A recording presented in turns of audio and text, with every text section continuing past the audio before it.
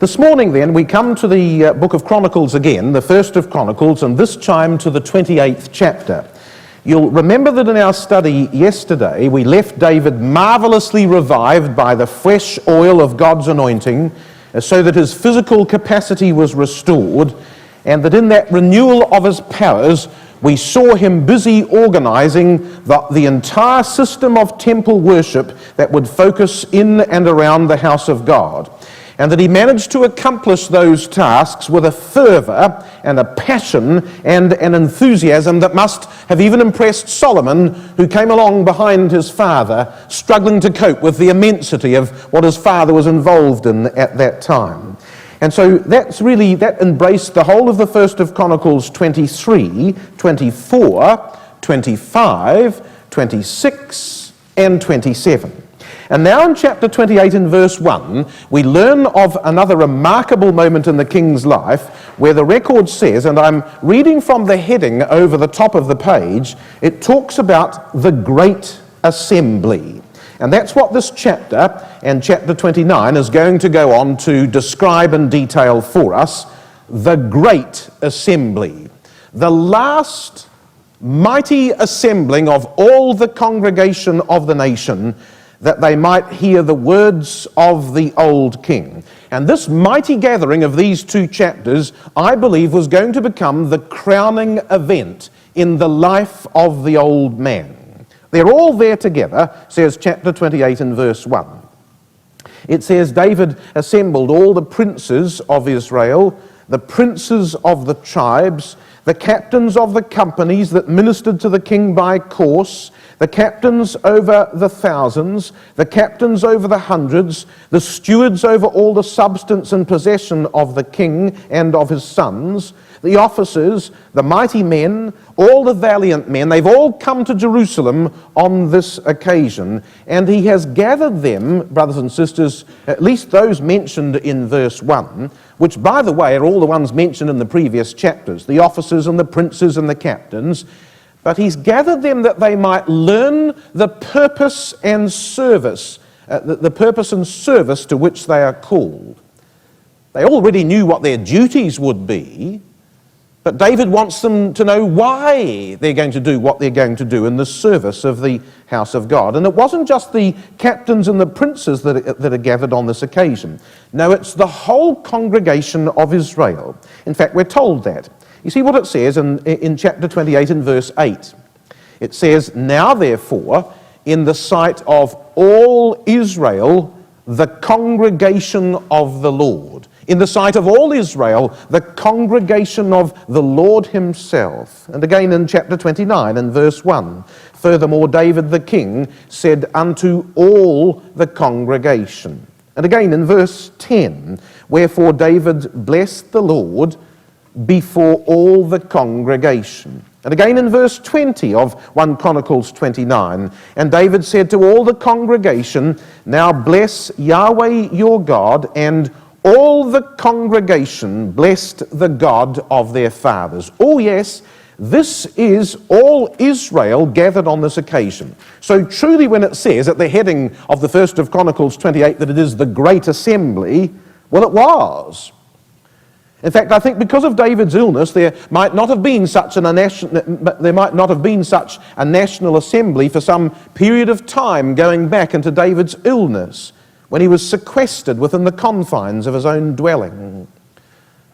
And you can just imagine the excitement that must have rippled out across the nation when the instructions of verse 1 came issuing forth to all Israel in every place that they must assemble in Jerusalem for this last mighty gathering. Why are we being called? There's to be an assembly in Jerusalem. For what purpose? The king is to speak to us. The king, the old man, the old one that sits upon his bed and cannot move, yes, the king, David himself, is going to address the nation. And you can just imagine the excitement that must have been caused as they all assembled on this occasion to Jerusalem. Now, can you just sense the scene, brothers and sisters, of 1 of Chronicles 28, verse 2? Once they were all there. And the record says, then David the king stood up upon his feet and addressed the nation. Why would the record tell us that, do you think? Why would the record need to tell us that the king stood upon his feet? Well, you see, because he'd been so near death that he could not even rise from his bed, and now he stands up upon his feet for this one last great effort in front of the nations. You know that there is a very famous word in the New Testament, only found in the New Testament, not just in the Greek, but also in the English. It's the word anastasis. It's the word for resurrection. Of course, you know what anastasis means. It means the standing up of dead ones. And that's just what's happened to David, isn't it, on this occasion? A man who virtually was at the dust of death, prostrate upon his bed, who now has stood up again. It's like a resurrection, you see. And in this final supreme effort, the mind had triumphed, and God had revived him for this last great work, this final farewell to the nation. Do you know, brothers and sisters, they would probably never hear David again. This would be the last time he would ever address them. And I just think that in this one brief, poignant phrase, that we have all the pathos and drama of that moment of time when the record tells us that David stood up upon his feet and a dead man raised to life addressed the nation. And you see, the very first thing he said, verse 2, "Hear me," he says, "my brethren." Ooh, do you know that that comes from Deuteronomy chapter 17? You remember when the book of the law said that if they were to appoint a king over themselves, it says that it shall be he whom Yahweh thy God shall choose, but it must be, said Deuteronomy 17 verse 15, one from among thy brethren whom thou shalt appoint. And you see, David had that marvelous spirit of humility. He says he's always one of them, you see. The king was not above them. The king was not beyond them. My brethren, he says. You see, David knew how to bind his people unto himself. He had that marvelous spirit of humility by which he counted himself as being at one with his people. And so he says, verse 2, "As for me, I had in mine heart to build an house of rest for the ark of the covenant of Yahweh, and for the footstool of our God, and had made ready for the building. But God said unto me, Thou shalt not build an house for my name, because thou hast been a man of war, and hast shed blood. Howbeit Yahweh Elohim of Israel chose me before all the house of my father to be king over Israel forever. For he hath chosen Judah to be the ruler, and of the house of Judah the house of my father. And among the sons of my father, he liked me to make me king over all Israel. And of all my sons, for Yahweh hath given me many sons, he hath chosen Solomon, my son, to sit upon the throne of the kingdom of Yahweh over Israel." And this focus now on the choosing of Solomon by God is going to become a key idea in David's speech that will follow. You see, it's his responsibility this day to establish the choosing of Solomon. In fact, it says it 3 times, do you know, in this chapter. In verse 5, Solomon is chosen to sit upon the throne. He has chosen Solomon, my son, to sit upon the throne of the kingdom. In verse 6, it says that Solomon is chosen to be the Son of God. "I have chosen him to be my son, and I will be his father." And in verse 10, we will find that Solomon is chosen to build the house. So 3 times he says, look, Solomon, my son, is the chosen one. He's chosen to be the man on the throne. He's chosen to be the Son of God. He's chosen to be the builder of the house on God's behalf. And here in this verse, verse 5, Solomon is being deliberately and publicly confirmed as the rightful heir to the throne by divine revelation. After all, says David, it's not I that have chosen, it's God. This is God's choice. You see, when Solomon had first been anointed in the 1st of Kings chapter 1, the king was hidden in his bedchamber. And there could have been those who thought, when Solomon was taken to Gihon and anointed with holy oil, there might have been some that thought, well, is David really in agreement with this? Is this the conniving of Zadok and Nathan and Benaiah and others? How do we know that this anointing of Solomon is the choice of David himself? And now David puts the matter beyond all doubt. He says, of all the sons that God has given me, he has chosen Solomon. Not just me, but God himself. You hear it by my voice, says David. And it's not just that God has chosen him, but he's chosen him to rule over the kingdom. And it's not my kingdom, says David, verse 5. It's God's kingdom. It's the kingdom of God that he rules over. And now he will expound that in a little more detail. So in verse 6 he said, Solomon, thy son, he shall build my house and my courts, for I have chosen him to be my son, and I will be his father. Moreover, I will establish his kingdom forever, if he be constant to do my commandments and my judgments, as at this day. And of course, if we're reading carefully, brothers and sisters, we will realize at once that the language of verse 6 and verse 7 is all the language of the promise of God made to David. It's the language of the Davidic covenant. He shall build a house, verse 6. I will be his father, and he shall be my son, verse 6. I will establish his kingdom forever, verse 7. So you see, what David is doing here is he is expounding the terms of the Davidic covenant and making a specific application of them to Solomon. And I think that David saw in his son the preliminary and earnest fulfillment of the promise. And yet, even though David's desire was settled on Solomon, I think he always understood that he wasn't the fullness of the promise. Or no, David knew that the fullness of the promise would rest with Messiah himself. And I'll tell you why we know that. Because these are the terms of the Davidic covenant. I'm reading from the 1st of Chronicles 17, which you don't need to turn up, but I'm quoting from verse 14. And there the promise was, but I will settle him in mine house and in my kingdom forever, and his throne shall be established forevermore.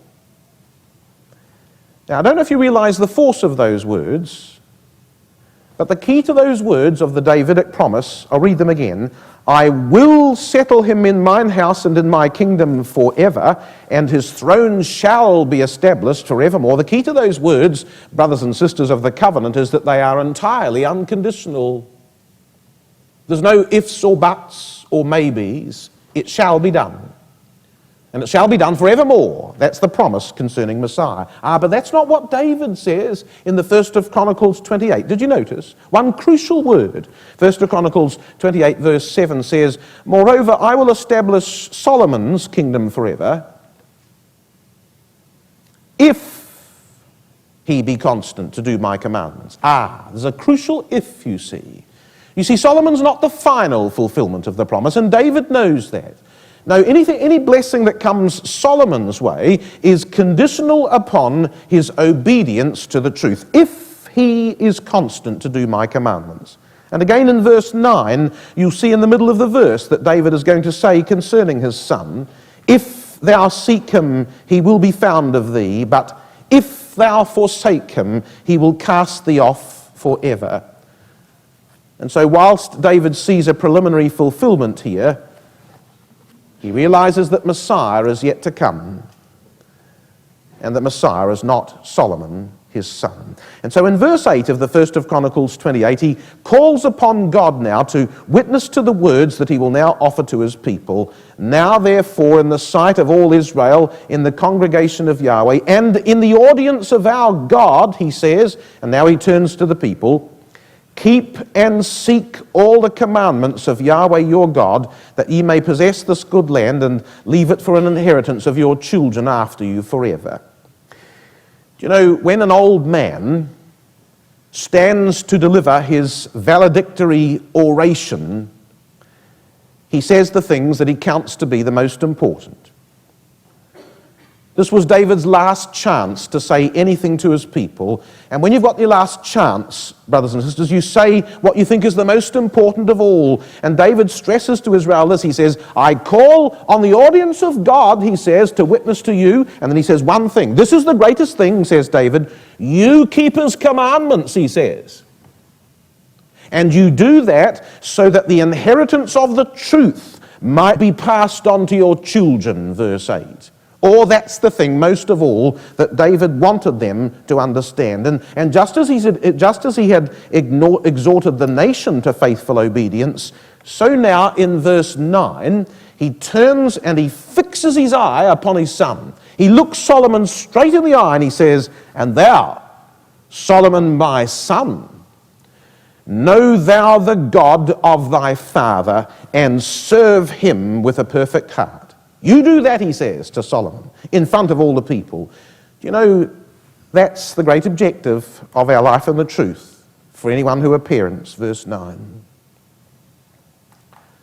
Trying to develop within our children the experience of the relationship that we have had with our God.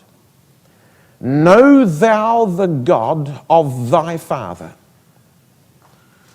And our great responsibility as parents is to teach them the passion for the truth that we feel so that they might know the God whom we serve. And David desperately wished this to be the case for the son who stood nearby, full of promise,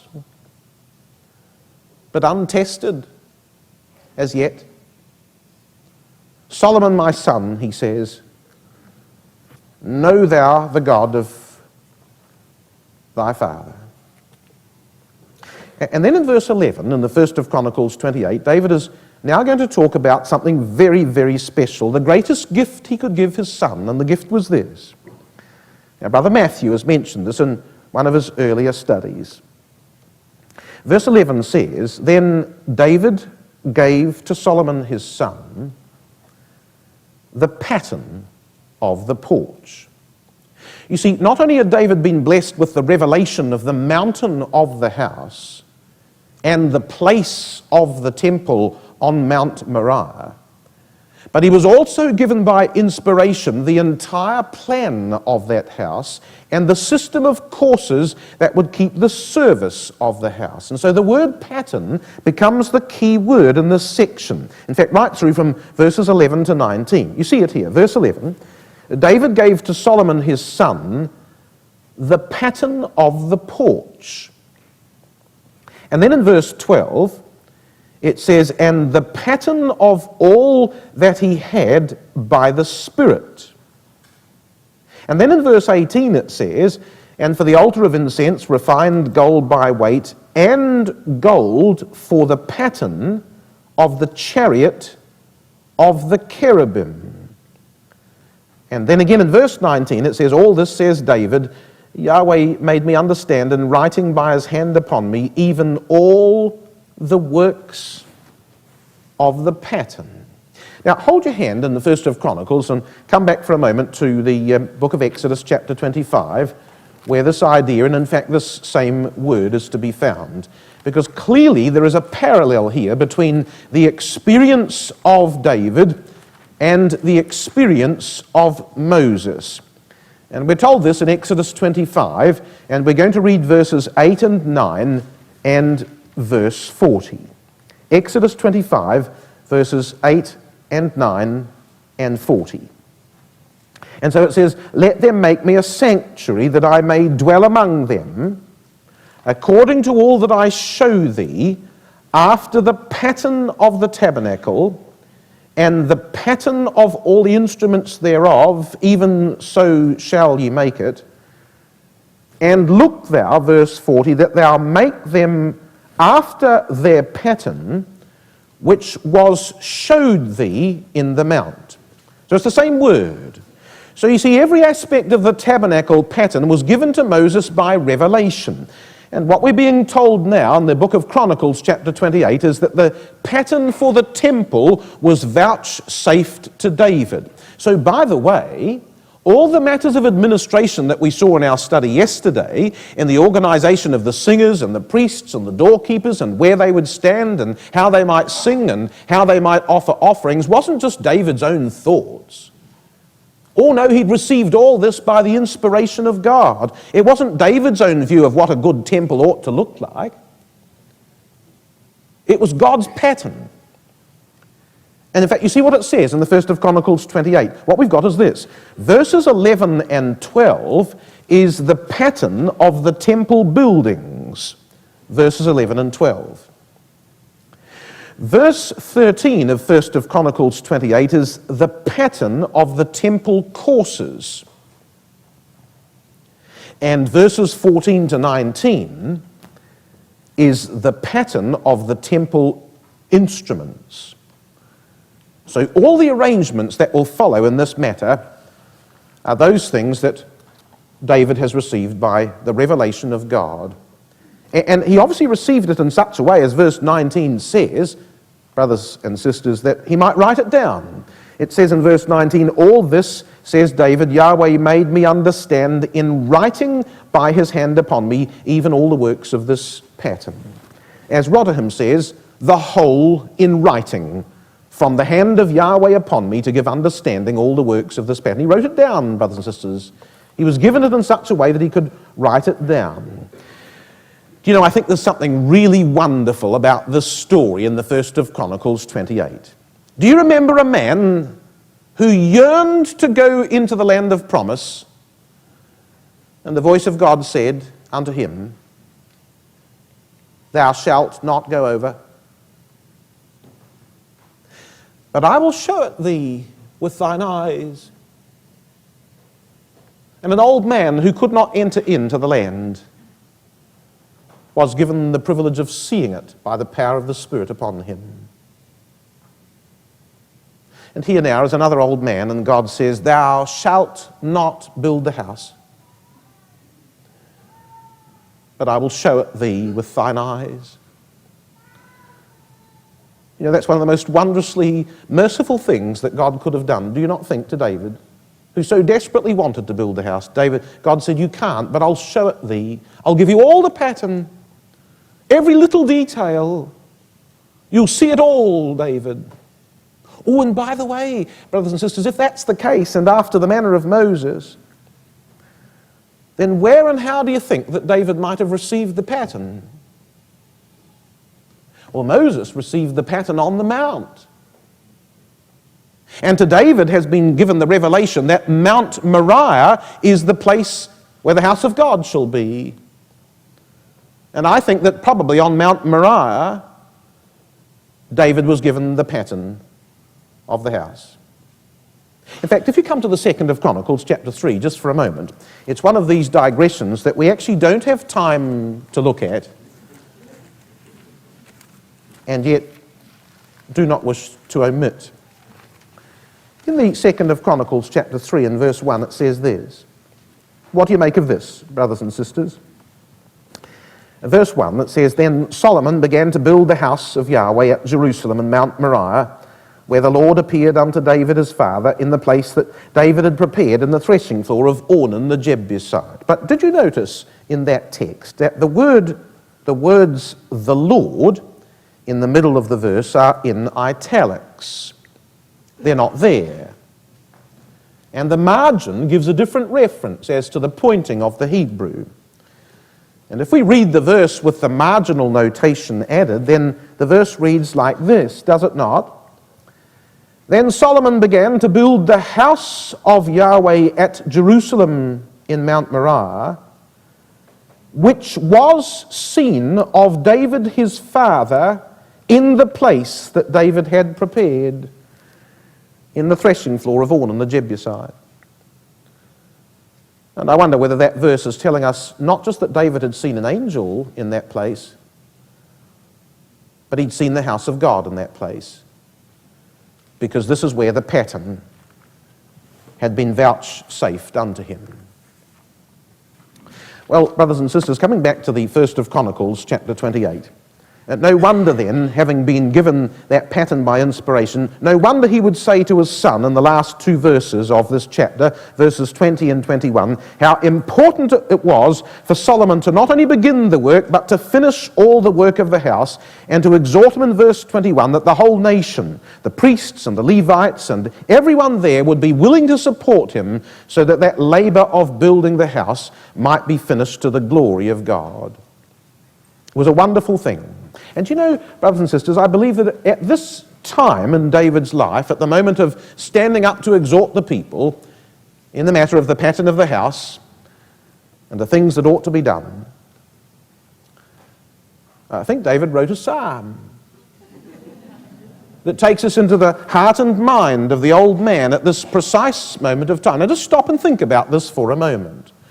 Think about the two sides of David's experience at this time. To begin with, he's on his bed, as good as a dead man, all heat gone, bereft of all his powers, effectively despised by the nation who considered him to be under the sentence of death because of his own sins, rejected by his own family, and all of a sudden, there was this remarkable and dramatic change that led to this man being revived and stood up upon his feet, and the gathering of the great assembly and congregation of Israel, and this burst of activity that other things might be done for the building of the house of God. Aren't they the two sides to the drama of David at this moment? Well, these are the very two sides of Psalm... Oh, now what psalm do you think it might be? Well, Psalm 22. One of the most famous psalms of all. So hold your hand in the first of Chronicles chapter 28 and come now to the 22nd psalm, and let's see if we can find the experience of the nation and the experience more particularly of David at this time. Now let me show you how the psalm divides. Verse 1 starts with the words, my God, why hast thou forsaken me?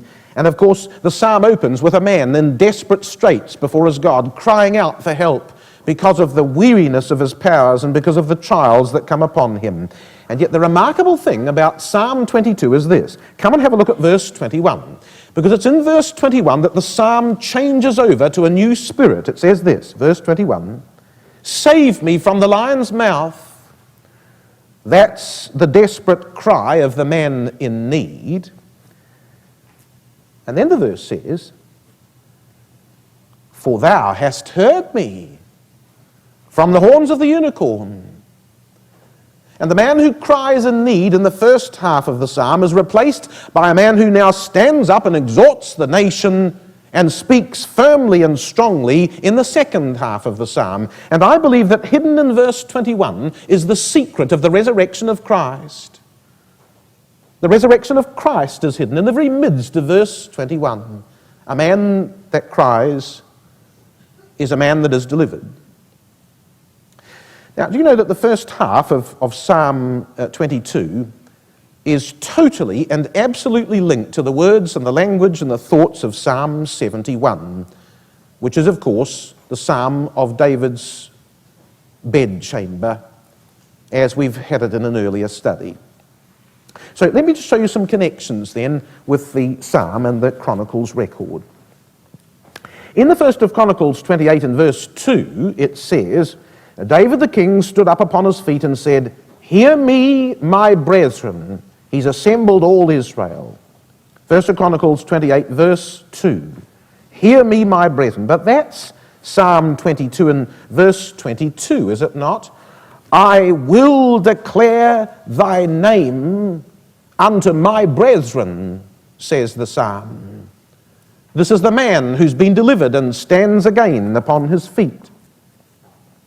In the first of Chronicles chapter 28 and verse 5, it says, and of all my sons, for Yahweh hath given me many sons, he hath chosen Solomon my son to sit upon the throne of the kingdom of Yahweh over Israel. Not David's kingdom, but the kingdom of Yahweh. But that's Psalm 22 and verse 28, is it not? For the kingdom is Yahweh's, and he is the governor among the nations. And when it says in the first of Chronicles 28 and verse 9 that David turned to Solomon his son and said, "And thou, Solomon, my son, know thou the God of thy father, and serve him with a perfect heart," well, that's Psalm 22 and verse 30. And I'm reading from Rotherham's translation, which says, "My seed shall serve him. It shall be accounted to Yahweh for a generation. My seed shall serve him. Solomon, my son, serve thou the God of thy father with a perfect heart." And when it says in the book of Chronicles, and I'm moving to chapter 29 now because it's all part of the same speech on the same day, when it says in verse 10 of 1st of Chronicles 29, "Wherefore David blessed Yahweh before all the congregation," well, that again is verse 22 of Psalm 22, which says, "I will declare thy name unto my brethren. In the midst of the congregation will I praise thee." David blessed Yahweh before all the congregation, says 1 Chronicles 29, verse 10. Oh, and when it says in the first of Chronicles 29 and verse 11, at the end of the verse, it says, "Thine is the kingdom, O Yahweh, and thou art exalted as head above all." Well, that's the spirit of Psalm 22 and verse 27. "All the ends of the world shall remember and turn unto Yahweh, and all the kindreds of the nations shall worship before thee." And when the first of Chronicles 29 says in verse 12, "Both riches and honour come of thee, and thou reignest over all," thou reignest over all, that's the first of, that's Psalm 22 and verse 28. "For the kingdom is Yahweh's, and he is the governor among the nations." But you see the word governor there? He's the governor among the nations. That's the same word translated reignest in 1 Chronicles 29 verse 12. "Both riches and honour come of thee, and thou art the governor over all." It's the same word you see in the Hebrew. When 1st of Chronicles 29 says at the end of verse 15 that our days are on the earth as a shadow, and there is none abiding, that's the spirit of Psalm 22 and verse 29 at the end of the psalm when it says, "All they that go down to the dust shall bow before him, for none can keep alive his own soul." There is none abiding, says David. There is no continuance for any of us. None can keep alive his soul. And when it says in the first of Chronicles chapter 29 and verse 23, verse 20, David said to all the congregation, "Now bless Yahweh your God." That's the spirit of Psalm 22 verse 23. "Ye that fear Yahweh, praise him. All ye the seed of Jacob, glorify him. Fear him, all the seed of Israel." And maybe just one last one. Verse 20 again of 1st of Chronicles 29 says, "And all the congregation blessed Yahweh, God of their fathers, and they bowed their heads, and they worshipped the king." They worshipped Yahweh, verse 20, "and did eat and drink before him," verse 22.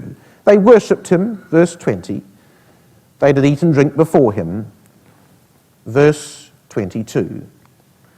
And verse 29 of Psalm 22 says, "All they that be fat upon the earth, all the great ones of the earth," as Rotherham says, "shall eat and worship." Oh yes, I think that this psalm is set at the moment of the crisis and recovery of David in his old age. So what do you think it means in the psalm when it says in verse 18 of Psalm 22, "They look and stare upon me, they part my garments among them and cast lots upon my vesture"? Well, do you know that that word garments there is the same word concerning, I think it's the word vesture, is the same word of the garments of Shiloh in Genesis 49 verse 11. And the same word for the royal apparel of Ahasuerus in Esther chapter 6 and verse 8. And what it's saying, of course, is his opponents were just waiting in the wings for the old man to die, that they might take the royal robes of office and divide them among themselves. Adonijah, Joab, Abiathar, just waiting to take the signs of kingship from the old man. Yes, they were waiting to part David's garments. and take the kingdom.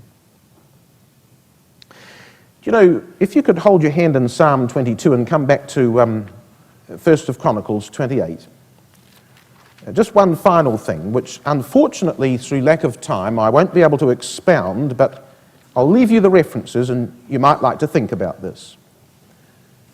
Do you know that in all this story of the pattern of the house that David speaks to the nation about in the 1st of Chronicles 28, I believe that David has a special focus on that house. That house means one thing to David in particular more than anything else, and that's this: that the house of God is the place of Yahweh's forgiveness through the mercy seat. Now let me show you why. Because do you know, in the 1st of Chronicles 28, there are 3 allusions to the mercy seat. Here's the first one. 1st of Chronicles 28, verse 2. I had in mine heart to build an house of rest for the ark of the covenant of Yahweh, and for the footstool of our God. You know that word footstool is a word that in effect means the mercy seat. Because God dwelt above the mercy seat, it was considered to be his footstool. So the footstool of 1 Chronicles 28 and verse 2 is the mercy seat. In 1st of Chronicles 28 and verse 11, it says at the end of the verse, David gave to Solomon his son the pattern of the porch, and of the houses, and of the treasuries, and of the chambers, and of the inner parlours thereof. And he gave him the pattern, verse 11, of the place of the mercy seat. Do you know that word mercy seat in 1st of Chronicles, chapter 28 and verse 11, is the only time outside the book of the law that the mercy seat is ever mentioned here in the pattern of David's house. And in verse 18 of 1st of Chronicles 28, it says, and for the altar of incense, refined gold by weight. And then the last item, which by the way was not weighed, this would be gold without weight, as much gold as would be needed, gold for the pattern of the chariot of the cherubim that spread out their wings and covered the ark of the covenant of Yahweh. The chariot of the cherubim. That's part of the mercy seat. 3 allusions to the mercy seat. Do you know, brothers and sisters, in Psalm 22,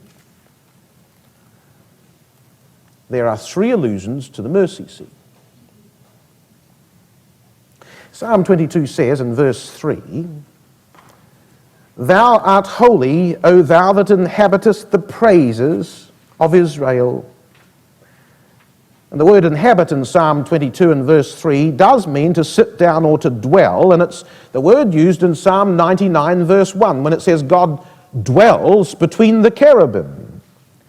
And you see, because the cherubim was the place where the glory of God was considered to dwell, the nations sang their praises towards the place of the mercy seat where God was. And so when Psalm 22 says in verse 3, But thou art holy, O thou that dwellest among or in the very praises of thy people, it's an allusion to the mercy seat, to whence the praises of the nation were directed. In Psalm 22 and verse 21, David says, Save me from the lion's mouth, for thou hast heard me from the horns of the unicorn. Now the unicorn here is a word that means literally, I think, the wild ox. But you see, the ox face is one of the faces of the cherubim. In fact, I think it was one of the most important faces of the Old Testament mercy seat from the law of Moses, because it's the face of sacrifice and the face of sacrificial offering. And when David says in the psalm in verse 21, Thou hast heard me from the horns of the ox, I believe it's an allusion to the face of the ox over the mercy seat. From that place, God answered the prayer of the cry of his servant. And in Psalm 22 and verse 24 it says, For he hath not despised nor abhorred the affliction of the afflicted, neither hath he hid his face from him, neither hath he hid his face from him. But you see, the face of God was over the mercy seat. You remember how Psalm 80 verse 1 says, O God, shine forth from the cherubim, cause thy face to shine upon us, says Psalm 80 verses 1 to 3. And the face of God shone forth from the cherubim, and God did not hide his face from his servant, says Psalm 22 and verse 24. So 3 allusions to the mercy seat in the first of Chronicles 28, and 3 allusions to the mercy seat in Psalm 22. The house of God would become the place of forgiveness both for the king and for the great congregation gathered together unto him on this mighty occasion. The man who had been miraculously snatched from death and revived to lead this great congregation in the praises of Israel. Oh yes, I think this psalm was composed on that day as David exhorts the nation, as it says in verse 29 of Psalm 22. All they that be fat upon the earth shall eat and worship, and they that go down to the dust shall bow before him, and none can keep alive his own soul. A seed shall serve him, and it shall be accounted to the Lord for a generation. Do you remember how David had prayed, give me strength that I might show thy power unto the generation to come? Well, here it was, the generation, gathered before him now, and this generation would be counted as a seed to God. And the old man exhorts them, therefore, that they might take up the spirit of what they've seen in his life and be faithful before the Father. Well, he got them there, brothers and sisters. He gathered all Israel together that he might inspire them on this occasion. But David was going to inspire them by more than his words. David was going to inspire them by the circumstances of his life and by the excellence of his example. And how he did that is, God willing, our study tomorrow.